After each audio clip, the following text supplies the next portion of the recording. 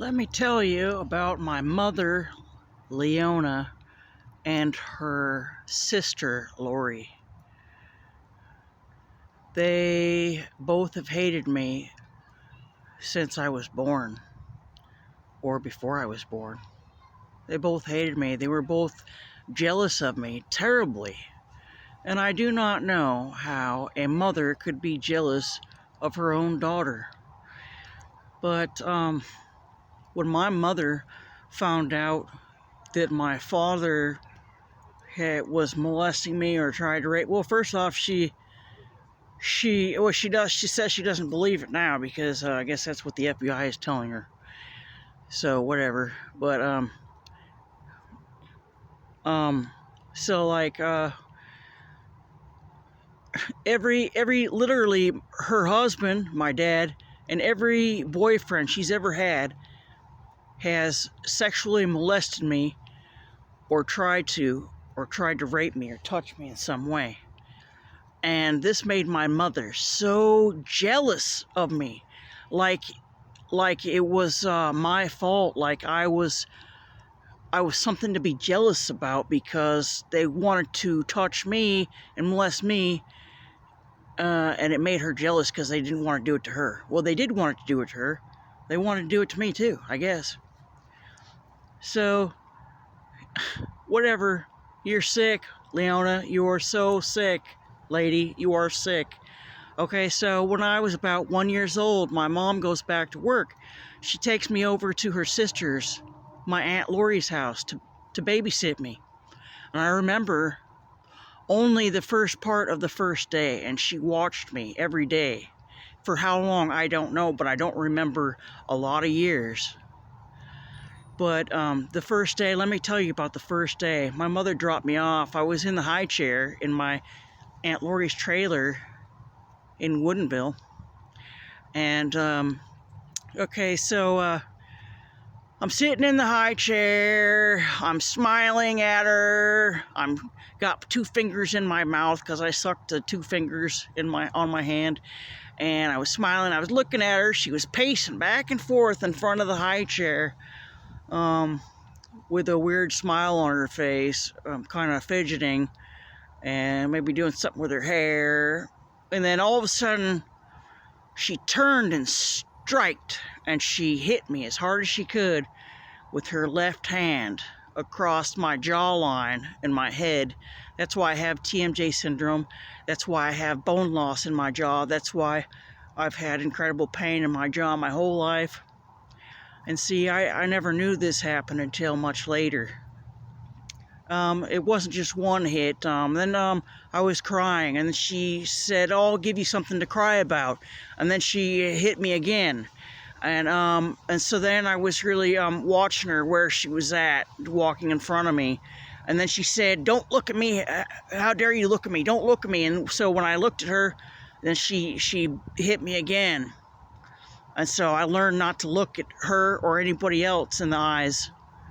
And then she hit me, I think, a total of 3 times, maybe 4.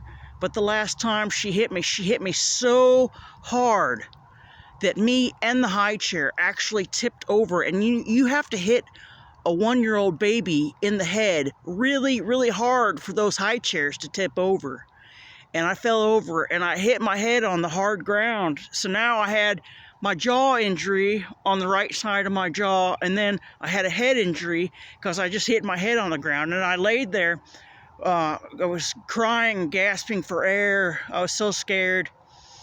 And then she got up and left the room, and she went back into the back bedroom, and I laid there on the ground for about a half an hour crying. She came back out, and then she righted the high chair with me in it, lifted it up, and then she pulled me out of the high chair without saying anything, and took me into the back room. And I don't remember anything else that happened that day or any other day. And the next part of the story was in that very same trailer when she had her son Edward was in the high chair in that very same trailer, and I was about 14 years old, and she was just feeding him, and he wasn't doing anything wrong. She was feeding him, and you know how babies get fussy or whatever. He started crying a little bit, so then she hauled off and just whacked him as hard as she could across the head. And I think that the FBI was there, or with their cameras, they were watching it, and that's when my PTSD, bam, just like that, bam, it came back, and I remembered everything. But it was just like she was doing it to me, and I was so scared. I couldn't move, I couldn't talk. All I could do was stare at her, and I couldn't do anything. And I was like in a daze, sort of. And then I remember this weird phone call. Somebody called right then, and it was the FBI, because I answered the phone, and it was weird. They sounded weird. They had a weird tone in their voice. And they were asking me weird questions, and I didn't know what to say. I couldn't really talk. And then I think she told me to hang up the phone. But that's when I remembered. That's when my PTSD came back. But I was so scared, and it was so painful, and I didn't even know what to do about it, that I filed it back into my memory, back into my brain again, and I didn't think about it again for a really long time. But it was always there. I knew it was there because I remembered it. But that's when my memories came back from that. Or now they have her. And my cousin Jerry, her son was always wanting to touch me in a sexual way. He made me drink his urine once. He wanted to put shit in this toilet in this shed, and he wanted to run our hands through it. And I'm like, why do you want to do that? And he goes, oh, I just want to do that, you know, because he was weird like that or something. And he's like, isn't it gross? Just like put your hands in there. And I'm like, I don't want to. And he's like, well, let's do a deal. We were always doing deals. He goes, you want to do a deal? You do this with me, and I won't try to do anything sexual with you for the whole rest of the day. That's what the deals were.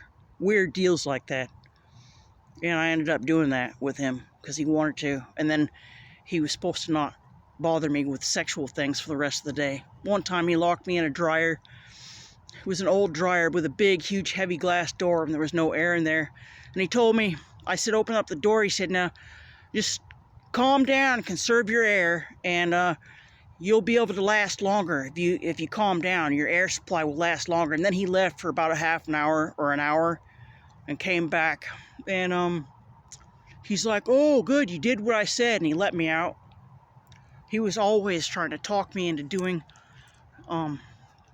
things, mostly sexual things. Every time Grandma left the house, my grandma, every time she left the house to go to the store, to go to work, Jerry was on me. And I know cameras were there. I know the FBI was watching. He'd have a blanket wrapped around him, and he'd go with his pants off or his whatever, or just underwear, and he'd take his underwear down, and he'd have his penis sticking out, and he'd make me touch it, or he'd block the doorway so I couldn't get through. He'd follow me around. And, you know, he took me out when I told him, you can't marry your cousin. He said, I want to marry you. When I get older, I'm going to marry you. And I go, no, I'm not going to marry you. We can't marry each other. We're cousins. We can't marry me. And he was so angry. He was so angry that he took me out into the woods over at Laurie's trailer and strangled me unconscious. I woke up on the floor of the woods, and he was pacing back and forth on the leaves.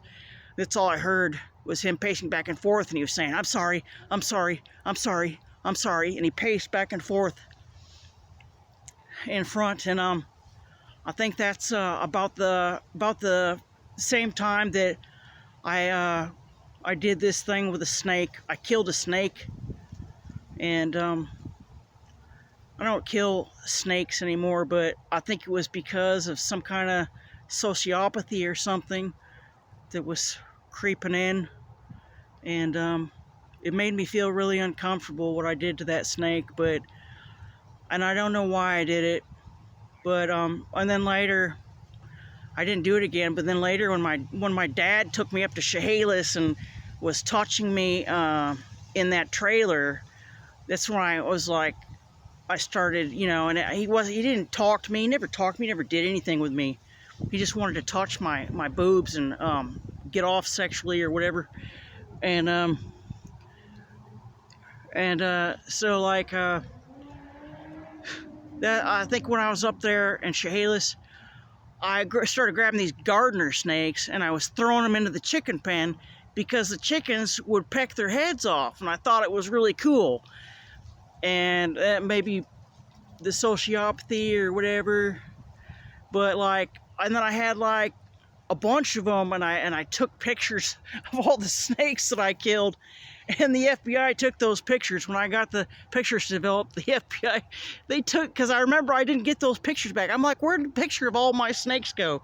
And they took that for evidence of my sociopathy or something. And but you know, after I got away from my dad and my mother, I didn't really have any problems. I just needed to get the hell away from them both. But I am a manic depressive, though. That's my main problem, is manic depression. I am a manic depressive. I'm not a loose cannon, though. I am in total control of everything I do and everything I don't do. You people just don't know me. You just think you do. No one in my family knows me. The only one that knew me was Todd Brian Johnson, and he knew me well, and he was a smart man. He was a very smart man. He was the only one that took the time to know me. He was my best friend. He was my only friend. And I don't care if he was working for the FBI, he was still my best friend. And I think he knew he was being killed with these parasites. I think he knew it. He bled out into the toilet every day until he finally had that heart attack after that Roseburg McDonald's put those parasites on our cheeseburger and fries the night he died. That's what they did. Then we drank the 151 rum, and he had a heart attack and died. The FBI guy was there on a white bike. He saw the whole thing. I'll never understand what's wrong with you people. Never. There's something really wrong with you people. And you need more counseling and medication than I've ever needed. All of you. Have a good day.